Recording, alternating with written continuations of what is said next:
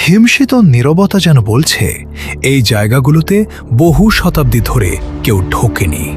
কিন্তু কেন? কি এমন রহস্য লুকিয়ে আছে এই মাটির নিচে যে কথা শুনলে আপনার বিশ্বাসই করতে ইচ্ছে করবে না? আজ আমরা যাব বাংলাদেশের সেই সব রহস্যময় জায়গায় যেখানে ইতিহাস, কিংবদন্তি আর অলৌকিকতা সীমানা মুছে গেছে, যেখানে প্রতিটি পাথর একটা অজানা গল্পের সাক্ষী, আর প্রতিটি নীরবতা চিৎকার করে বলে যাচ্ছে একটা ভুলে যাওয়া সত্যের কথা।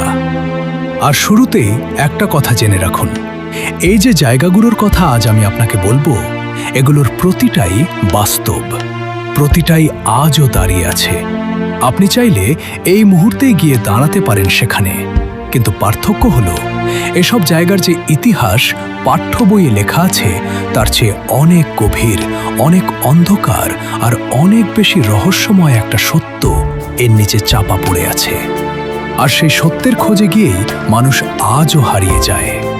আমাদের প্রথম গন্তব্য ঢাকার প্রাণকেন্দ্রে দাঁড়িয়ে থাকা লালবাগ কেল্লা। 17 শতকের এই কেল্লা আজও অসমাপ্ত।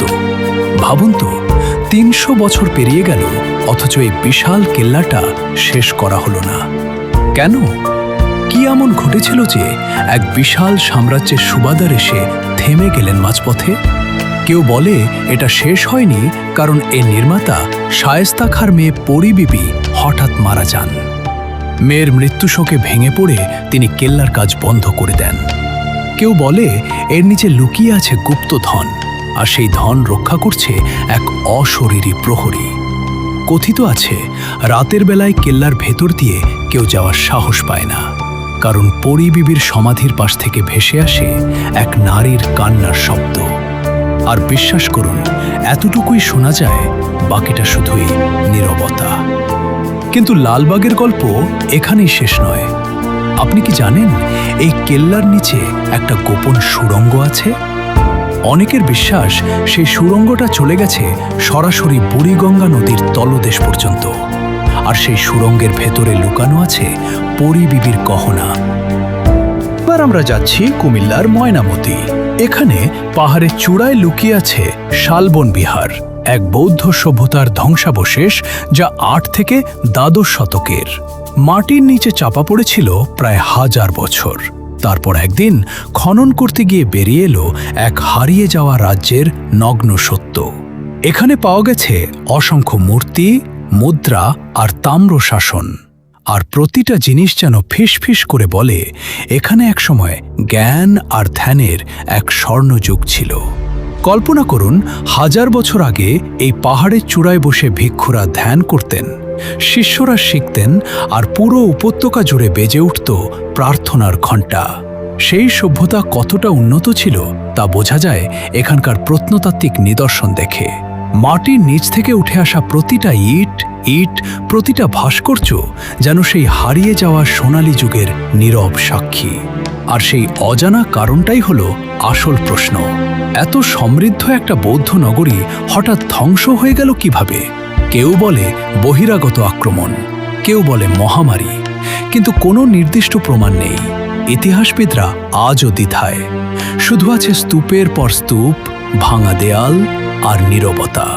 ময়নামতির পাহাড়গুলোতে আজও ছড়িয়ে আছে অজস্র অখননকৃত ঢিবি। প্রত্নতাত্ত্বিকরা বিশ্বাস করেন মাটির নিচে আরও কত যে অজানা সত্য চাপা পড়ে আছে তার হিসাব নেই। যেন ইতিহাস নিজেই তার কোনো এক অধ্যায়ের পাতা ছিঁড়ে ফেলে দিয়েছে, আর আমরা শুধু ছেঁড়া কিনারাটাই ধরে আছি। এবার সবচেয়ে উত্তরে পঞ্চগড়ে, সেখানে আছে ভেতরগড়। নাম শুনলে মনে হবে এটা কোনো সাধারণ দুর্গ, কিন্তু বিশ্বাস করুন, এটা হয়তো বাংলাদেশের সবচেয়ে পুরনো রহস্যগুলোর একটা। কেউ কেউ বিশ্বাস করেন এই ভেতরগড়ের সঙ্গেই জড়িয়ে আছে মহাভারতের গল্প। বলা হয় এখানেই ছিল বিরাট রাজার সেই রাজধানী, যেখানে পাণ্ডবরা অজ্ঞাতবাসে ছিলেন। আর কিংবদন্তি আরও গভীরে যায়। কথিত আছে এই দুর্গের নিচে লুকিয়ে আছে অপরিমেয় গুপ্তধন, যা পাহারা দিচ্ছে এক অদৃশ্য শক্তি।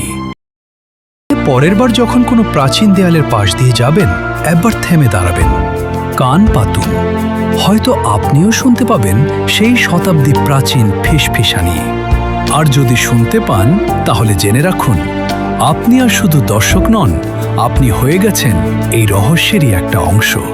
কারণ এই দেশের প্রতিটা মাটির ঢিবি, প্রতিটা পুরনো ইট আর প্রতিটা ভুলে যাওয়া প্রাচীর সবই এক এক করে বলে যাচ্ছে এমন এক গল্প যার শেষ অধ্যায় এখনো কেউ লেখেনি।